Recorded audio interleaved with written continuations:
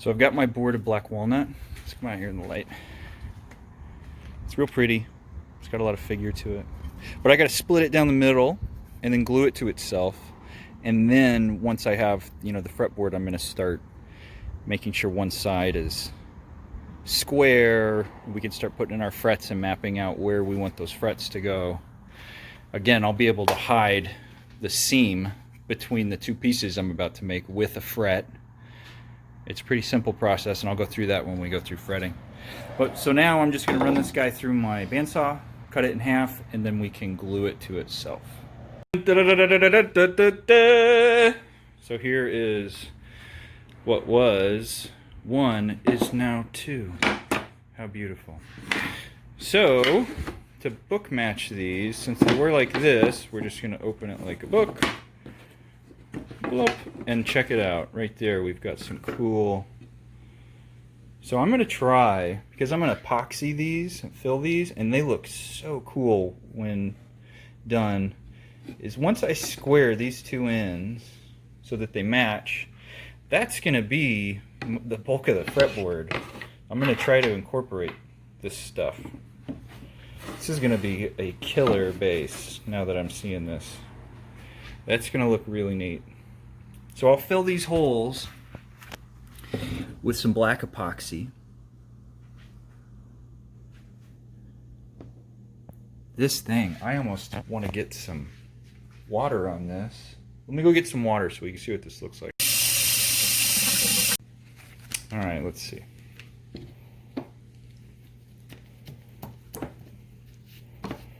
I don't have my camera stand.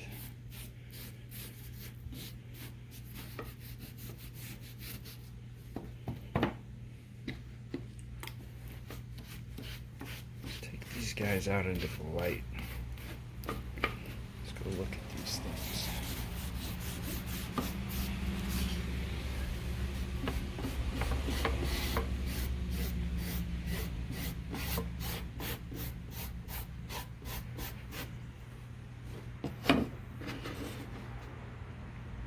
That looks pretty cool. Let's go see what it looks like in the sunlight.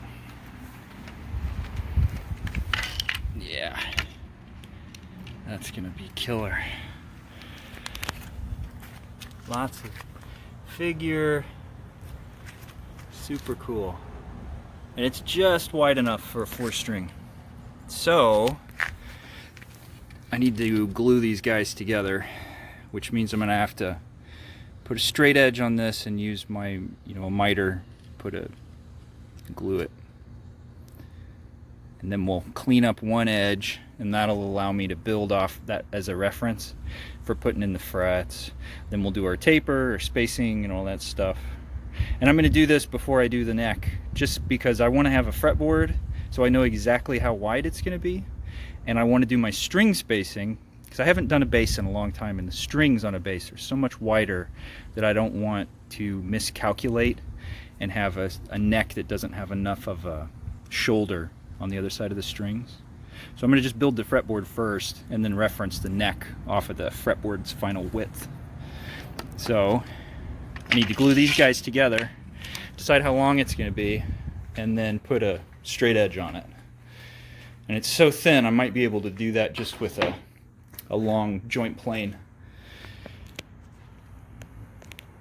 Let's see. Yeah. So I've got a bunch of them. Let's see what we've got. See, I got a lot of planes. But I'll probably end up using just a piece of sandpaper like always. So let me put an edge on these. I'm going to use this guy and let's use this guy.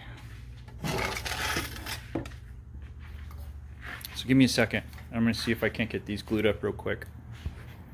Alright, so here's my two pieces of my fretboard. Got it clamped together, and I just used my, I think this is a number 14 Stanley plane. Went over it, and it's straight enough for what I'm looking for right now. See, it's got a nice straight edge. So now what I can do, pull this guy out.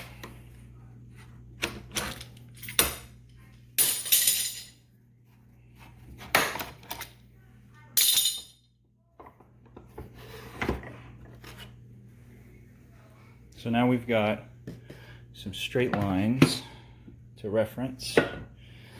What I need to do now is just make the joint between those two lines, between the two boards fit. Let me clean this up.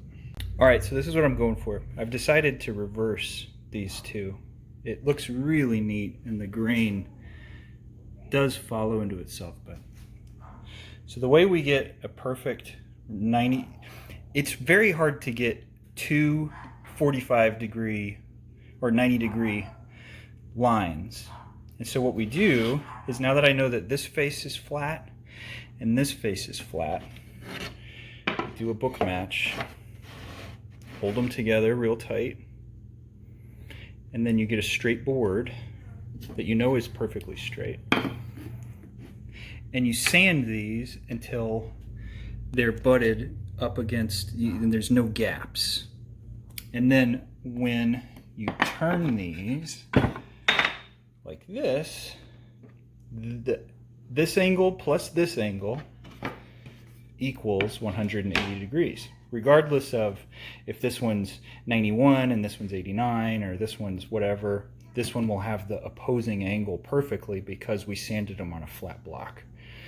So now I'm going to do that, make sure we get them close, then I'll glue these together and we'll have an enormous fretboard to work with.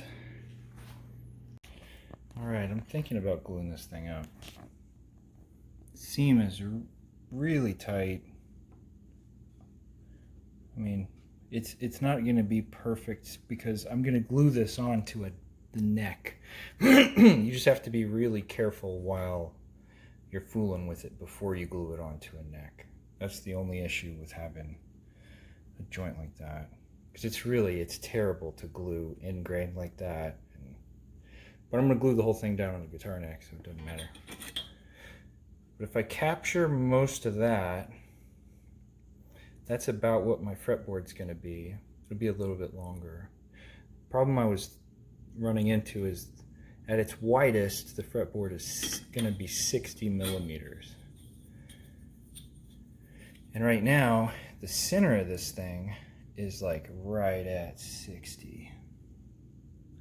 And that's not enough play for me to be comfortable with. But you got to also remember that this is going to fall early on in the fretboard, probably at like fret 6 or 7. And it's much thinner at that point. It doesn't get to be 60 mil until out here. So it should be fine. And again, if this seam busts, whatever, I'll just glue it back together, or I'll just grab this piece of black walnut and make a fretboard out of it.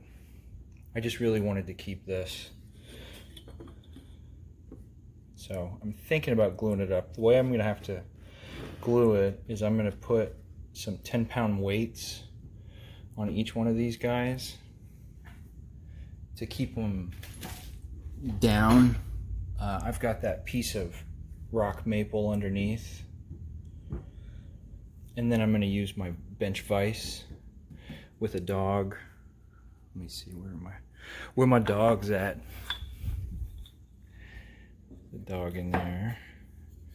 And then should be one down there. And then I'll just clamp it. Jed clamp it right over there. Put some glue right here. Hopefully it'll be strong enough to allow it to go through like my thickness planer. Maybe not, but that's okay. As long as the bottom surface is all I care about, is the bottom surface. As long as it is jointable, which right now it is. So as long as that glue joint doesn't warp and it stays as true to the body as it can be, where there's no gaps, I'm happy. Because I'm going to sand a radius on this. I mean, I'm going to fill this thing with epoxy. I'm going to do all kinds of stuff. So we shall see. But there's a very good possibility that I'm going to be building a fretboard out of this sad lump of coal. So let me get this rig set up so I can glue this. I don't have a whole lot of faith in this seam. So I'm I'm gonna go ahead and use this guy. It's pretty still. In fact, I think it's from the same board, but this should give me plenty of space to make a fretboard out of. Yeah, for 25 inches, plenty of room.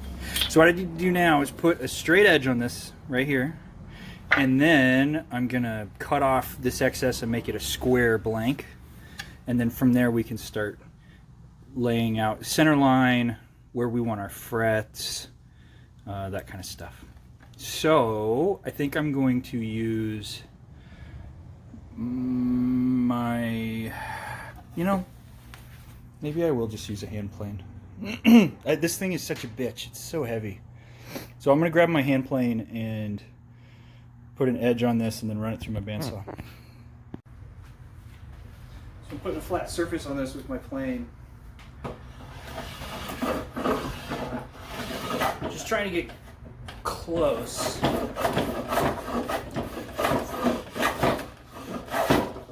flat.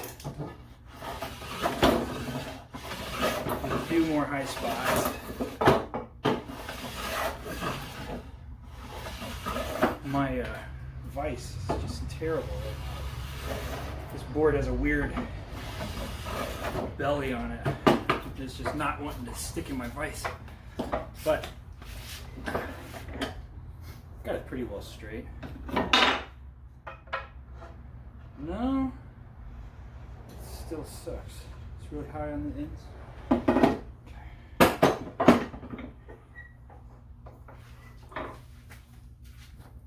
My vise was acting up, so I went ahead and just used my thickness planer, or my planer. So now I've got a straight edge. What I'm going to do is run this guy through my bandsaw, just so I have two parallel straight edges. And so what I'm going to try to maximize as much as I can, and then I'll cut it down as we get closer to the final shape. So we set this and cut it out. All right, cool. So we have a fretboard blank now. And this guy is wide enough that I might split it down the center so that I have two. And then go to final thickness over on my thickness planer. I like it. It's pretty. It's got enough figure to it. And I won't have to mess with epoxy and all that stuff, so it's kind of cool. Neat. All right, so we have a fretboard. It's just above a 1/4 inch. It gives me plenty of room. Nice and planed on both sides. This is still very pretty. It just doesn't have all of the neat, like, knots and stuff. Let me see if I can sweat on this. See the color of the wood. Yeah. So it's going to be nice. So now I can lay out, my taper and everything.